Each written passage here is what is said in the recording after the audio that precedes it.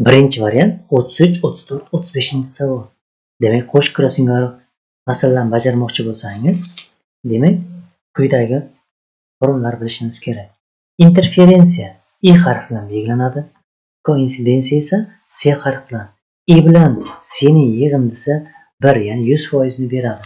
Demak, birdan C ni ayirsak I chiqadi, birdan I ni ayirsak C chiqadi. Bizda esa interferensiya koeffitsiyenti berilgan. Birdan 0.4 ni ayirsak, demak bu 0.4, bu koinsidensiya hisoblanadi. Amaliy qo'sh krossingover nazariy qo'sh krossingoverga bo'lsak, koinsidensiya chiqadi. Biz endi amaliy qo'sh krossingover koinsidensiyaga bo'ladigan bo'lsak, nazariy qo'sh krossingover chiqadi. Demak, amaliy qo'sh krossingoverimiz masala sharti bergan 0.8, koinsidensiyamiz 0.4, nazariyimiz esa 2 chiqadi. Masala shartida berilgan katta L, katta L, katta M orasi, K bilan L orasida 20, lekin L bilan M orasidagi esa noaniq deyilgan. Buning uchun biz quyidagi formuladan foydalanamiz.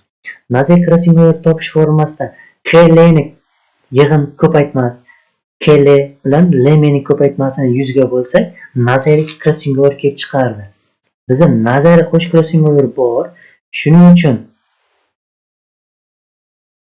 nazariy qo'sh krossingoverni 100 ga ko'paytirsak, yo'q K bilan L ga bo'lsak, L M kelib chiqadi.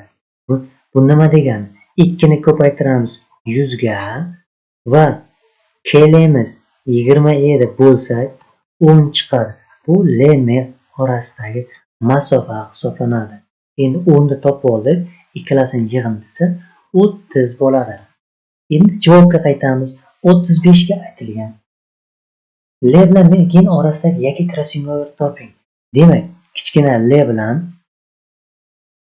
L M orasidagi yakka krossingover topish uchun masofadan qo'sh krossingover 0.8 ni ayirsak, yakka krossingover kelib chiqadi.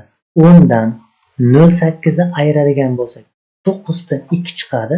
Bu kichkina L bilan M orasidagi yakka qo'sh krossingover hisoblanadi. Javob B varianti ekan. 36 ga K bilan M orasidagi masofani aniqlang. K bilan M orasidagi masofa, ya'ni K bilan L bilan M orasidagi masofani yig'indisi 30 edi. 30 bo'ladi.